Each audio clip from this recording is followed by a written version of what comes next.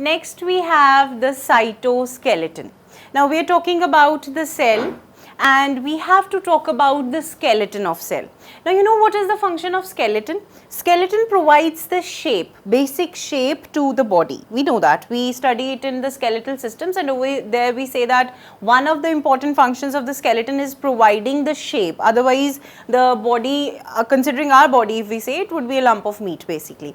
In the case of cell, we have cytoskeleton. As you can see over here, we are talking about cytoskeleton. We are going to break the word, and we have cyto, which refers to cell, and we have skeleton, which refers to the skeletal components of the cell. Now they won't be bones, but they would be something which would be providing the shape to the cell. And when we talk about the cytoskeleton, we deal with different type of filaments. Now those filaments are polymeric proteins only.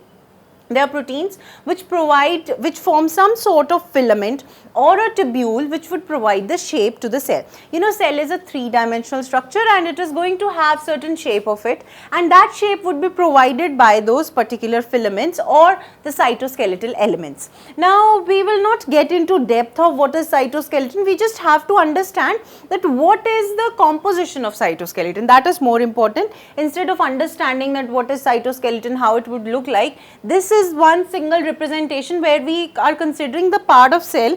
Cell is basically an ellipsoid body. Consider it as a sandwich. Consider it as a sandwich, and all the particular organelles are sandwiched inside the two plasma membranes. As you can see over here, there is mitochondria, there are ribosomes, rough endoplasmic reticulum. What you see over here is that there is a meshwork of filaments. The cytoskeleton is forming a meshwork so that both the plasma membranes, the gap between the plasma membranes is intact and it does not fall on the organelles. I hope you are getting my point. Like supposedly, if you have to make a tent, you would provide it a little bit of framework of some sort of hard substance so that the tent does not collapse in itself. So that framework would be providing the skeleton to the tent. In the same way, these particular filaments which are formed as a result of polymerization, oftenly they are homopolymers or heteropolymers of a specific protein that we study. These particular filaments, they are providing that framework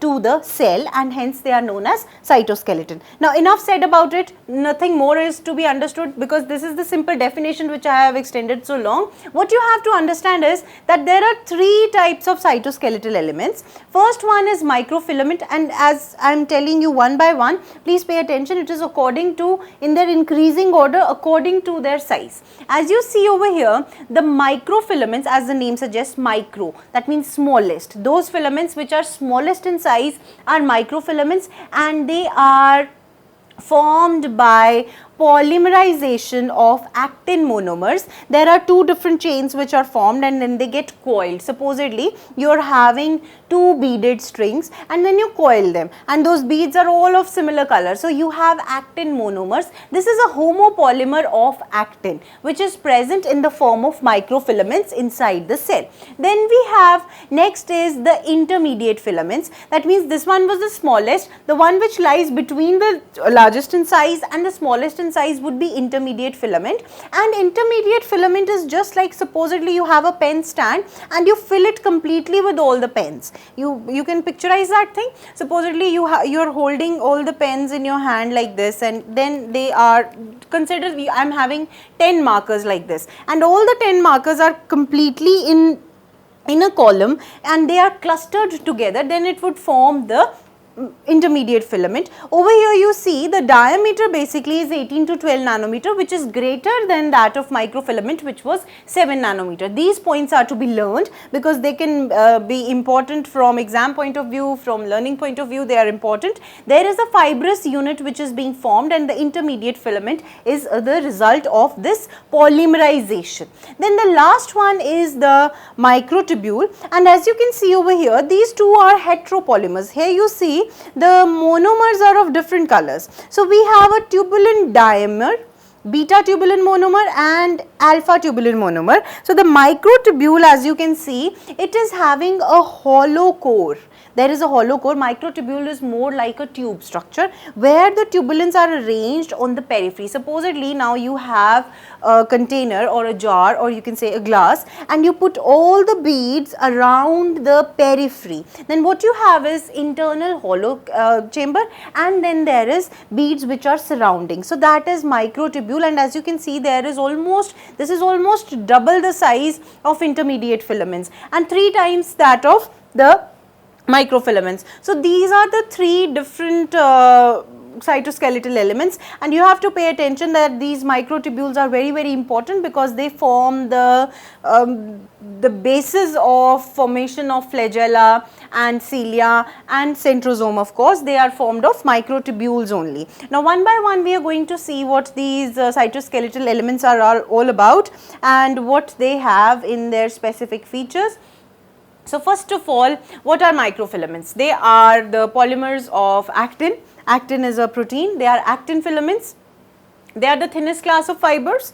This particular thing is repetition of what I have said earlier. They are the thinnest of fibers. They are made up of actin protein, which is a solid rod, that means coiled one.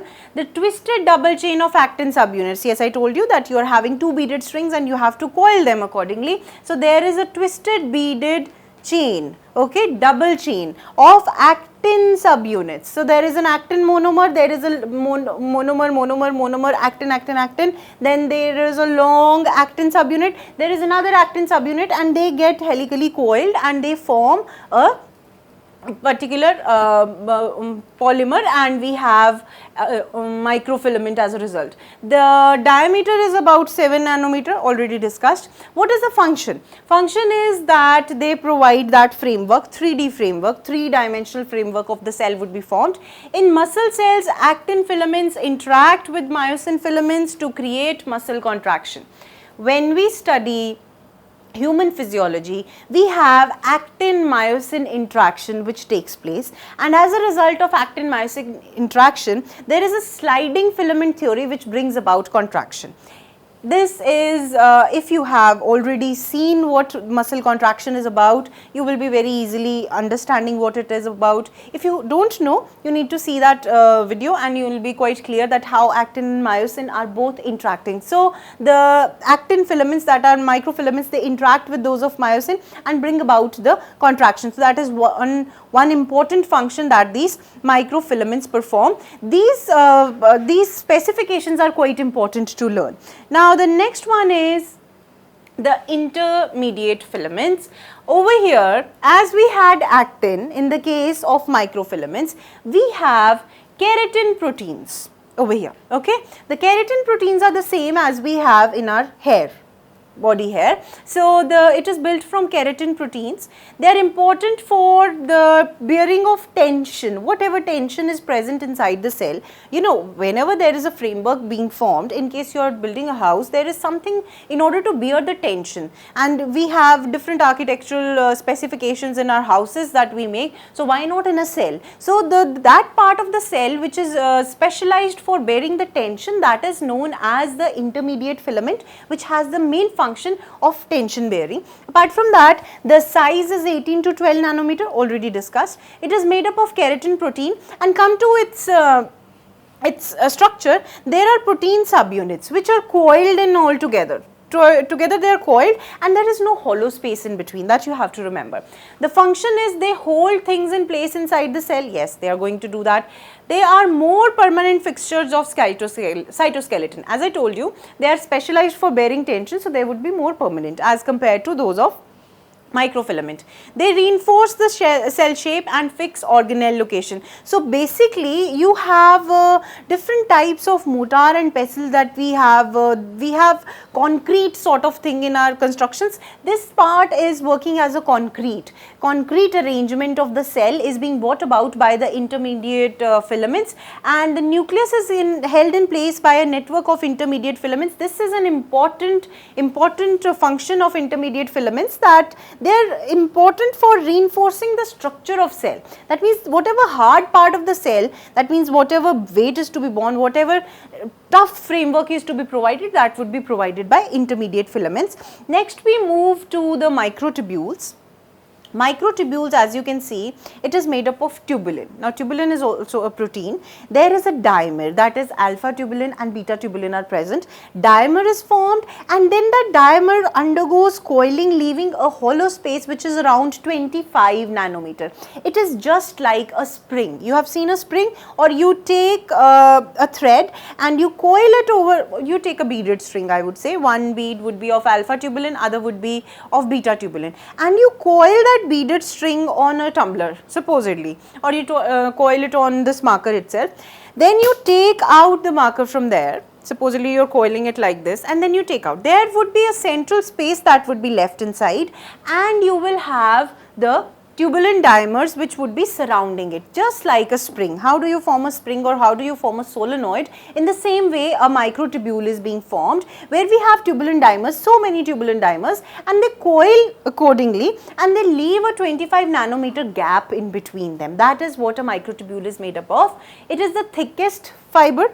It is a hollow rod of about 25 nanometer in diameter. Yes, it is constructed by a protein tubulin, which is having two different forms. It grows or shrinks as more tubulin molecules are added or removed. As much as tubulin molecules would be added, the diameter is going to increase. No, the diameter is going to remain similar. It is going to increase in size. I am repeating it again. This statement might confuse you a bit. It grows or shrinks as more tubulin molecules are added or removed. It is not going to decrease in diameter. Please remember, the diameter would remain 25 nanometer. It is similar as you are making a solenoid. You have this much thread, or you had this much wire, so it is going to form this much solenoid. Supposedly the wire is increased into this length, so the solenoid would be larger in size. It will not change in the diameter around which ever coil you are doing it. The diameter won't change. So this is all about microtubules.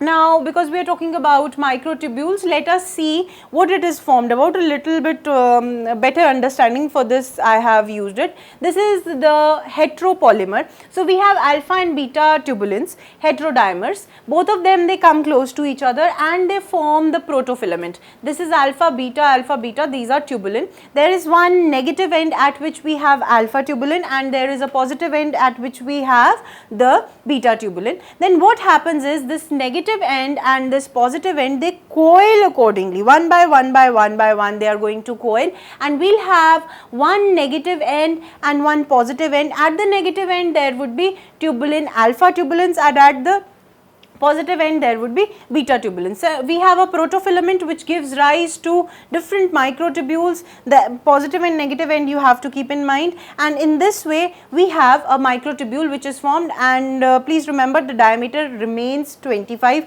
nanometer itself. So this is all about the cytoskeleton of the cell, which provides it the basic framework so that the cell does not collapse on itself. The two plasma membrane have a basic meshwork, or you can say the filamentous network, which is providing it the cytoskeletal properties. We have microfilaments, we have intermediate filaments, and we have